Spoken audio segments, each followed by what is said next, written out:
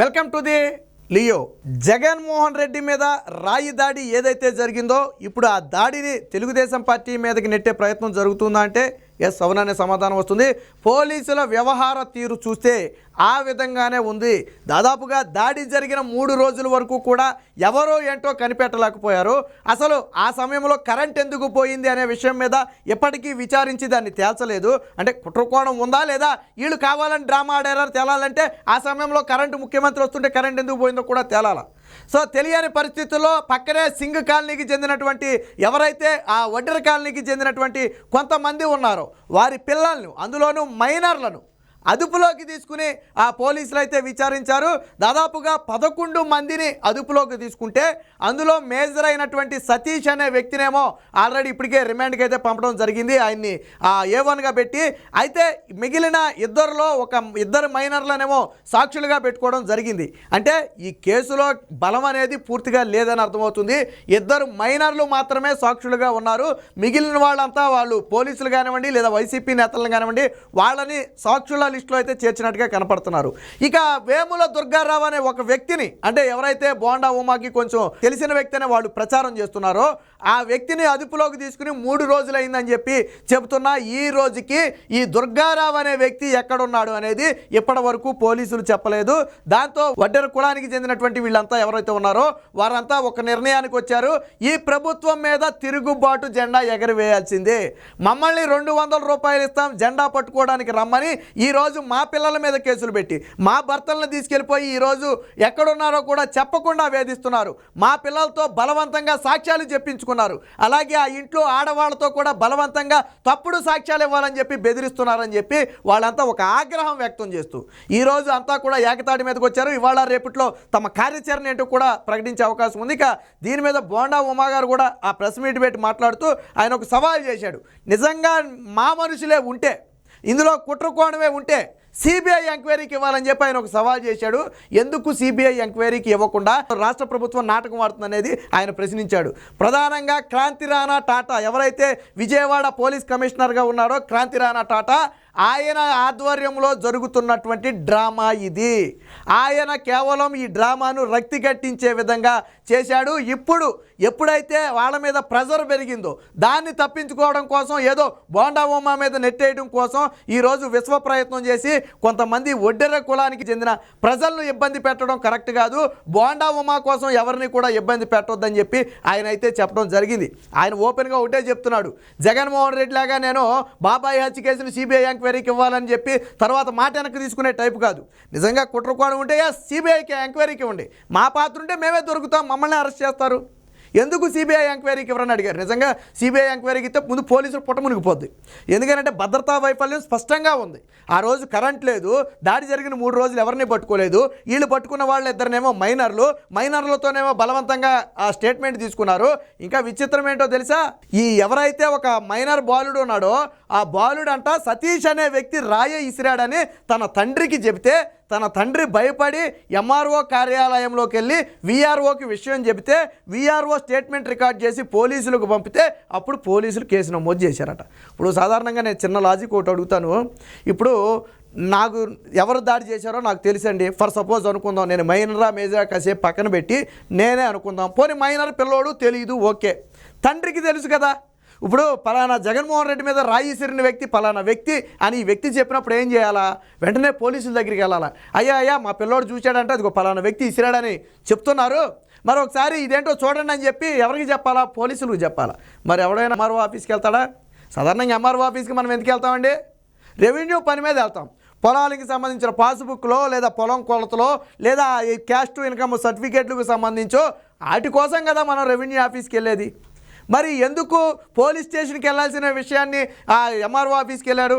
పోనీ ఎంఆర్ఓ ఆఫీస్లో వీఆర్కి విషయం చెప్పాడే అనుకుందాం, వీఆర్ఓ వెంటనే ఏం చేయాలా, పోలీసులకు సమాచారం ఇవ్వాలా. పలానా వ్యక్తులు మా దగ్గరికి వచ్చారు, వీళ్ళకి జగన్మోహన్ రెడ్డికి మరి దాడికి సంబంధించి వాళ్ళ పేర్లు తెలుసంట అని వెంటనే పోలీసులకు సమాచారం ఇవ్వాలా. కానీ వాళ్ళే స్టేట్మెంట్ రికార్డ్ చేశారట. అంటే పోలీసులు చేయాల్సిన పనిని కూడా ముందు రెవెన్యూ డిపార్ట్మెంటే చేసింది. సరే, నమోదు చేసే అధికారం రెవెన్యూ డిపార్ట్మెంట్కి ఉందని కాదని నేను అంటలా. కాకపోతే వాస్తవంగా జరగాల్సిన ప్రొసీజర్ ఏంటి అంటున్నా. అటుపక్క ఉన్న వ్యక్తి ముఖ్యమంత్రి. ఒక ముఖ్యమంత్రి మీద దాడి చేసిన వ్యక్తి ఎవరో నాకు తెలుసు అంటే వెంటనే ఏం చేయాలి? వీళ్ళు పోలీసులకు సమాచారం ఇవ్వాలి. ఏ ఎస్పీ స్థాయికో వెంటనే వెళ్ళిపోవాలా, లేదా నీ దగ్గరలో ఉన్న పోలీస్ స్టేషన్కి అయినా చెప్పాలి కదా. మరి అలాంటిది ఏది కూడా చేయకుండా, అంటే ఇదంతా కూడా ఒక డ్రామా లాగా ఎందుకు అనిపిస్తుంది అంటే వాళ్ళు చెప్పిన కథ ఎక్కడ కూడా మ్యాచ్ అవ్వట్లా. ప్రొసీజర్ ప్రకారం జరగాల్సింది ఎక్కడా కూడా సహజ సిద్ధంగా జరగాల్సింది ఎక్కడా జరగల. సో ఈరోజు ఏడిపిస్తున్నారు. అయితే బోండా ఉమ్మ అయితే ఒకటి స్పష్టంగా చెప్పారు, తెలంగాణలో పోలీసులకు ఏ గతి అయితే పట్టిందో ఇప్పుడు క్రాంతి రాణా టాటాతో సహా ఈ కేసులో అమాయకులను వేధిస్తున్న ప్రతి ఒక్కరికి అదే గతి పడుతుంది.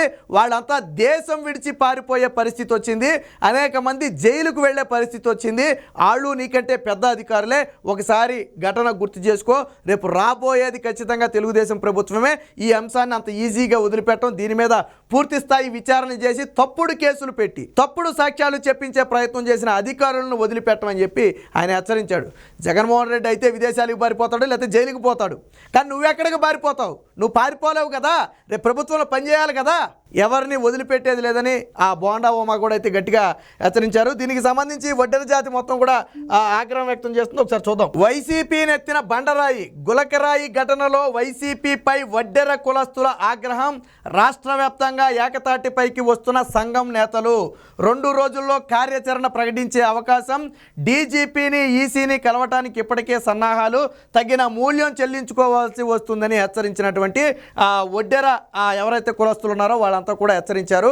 మొన్న అరెస్టు చేసిన రోజు ఈ సతీష్ అనే వ్యక్తిని కానివ్వండి, మైనర్ బాలలను కానివ్వండి అరెస్టు చేసిన రోజు ఆ తల్లిదండ్రులు ఒకటే చెప్పారు, బాబు 200 ఇస్తామన్నారు, పురుషుడికైతే 300, మహిళలకైతే 200. వచ్చి ఆ జగన్మోహన్ రెడ్డి గారు ఉన్నంతసేపు జెండా పట్టుకుని నిలబడమన్నారు. అంతవరకే మాకు తెలుసు. ఇందులో చాలామంది చంటి పిల్లలు ఉన్నారు. ఆ సమయంలో కరెంట్ లేదని చెప్పి ఇబ్బంది పడుతున్నామని మేము మధ్యలోనే వచ్చేసాం.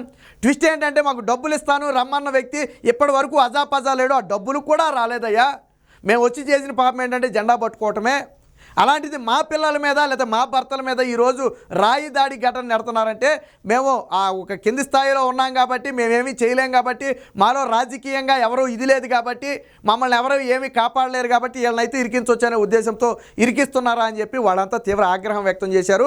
అందుకనే ఈరోజు సంఘం నేతలందరూ కూడా ఎవరైతే ఒడ్డూరు కులస్థానికి చెందిన రాష్ట్ర స్థాయి నేతలు ఉన్నారో వాళ్ళంతా కూడా ఏకతాటి మీదకి వచ్చి ఇప్పుడు ఈ ఇష్యూ మీద పోరాటం చేయడానికైతే సిద్ధంగా ఉన్నారు. ఇక ఎవరైతే సతీష్ 14 రోజుల రిమాండ్ అయితే కోర్టు విధించిందో A1గా వీళ్ళు చెబుతున్నటువంటి వ్యక్తి, అంటే రాయి ఇసిరాడు అని చెప్పబడుతున్నటువంటి వ్యక్తి ఎవరైతే సతీష్ ఉన్నాడో ఆ సతీష్ని అయితే రిమాండ్ విధించారు. దీంతో ఆ వ్యక్తిని కలిసేందుకు లాయర్ను అలాగే సతీష్ తల్లిదండ్రులు కూడా ప్రయత్నం చేస్తున్నారు. అయితే నగరంలోని సబ్ జైలు నుంచి నెల్లూరు సబ్ జైలుకు మళ్ళీ మార్చారని తెలిసి అక్కడికి వెళ్ళే ప్రయత్నం అయితే జరుగుతుంది.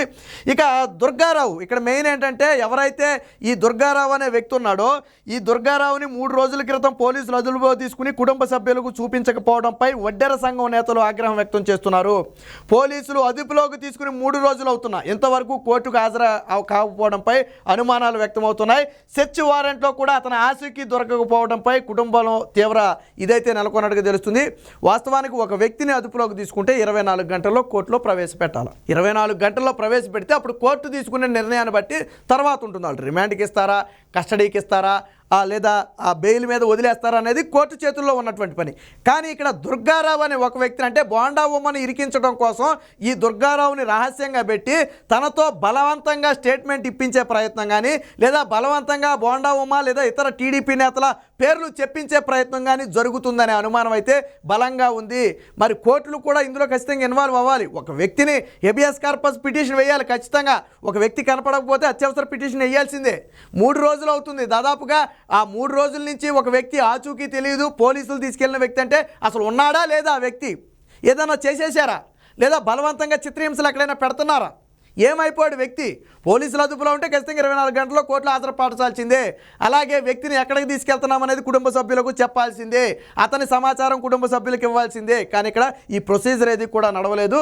దీంతో వడ్డెర కులస్తులు ఎవరైతే ఉన్నారో సంఘం నేతలందరూ కూడా తీవ్ర ఆవేదన వ్యక్తం చేస్తున్నారు. అసలు దుర్గారావు ఏమైపోయాడు, ఏం చేశారు? దీని మీద ఇప్పుడు డీజీపీని అలాగే ఎలక్షన్ కమిషనర్ని వీళ్ళిద్దరినీ కూడా కలిసే ప్రయత్నం అయితే జరుగుతుంది.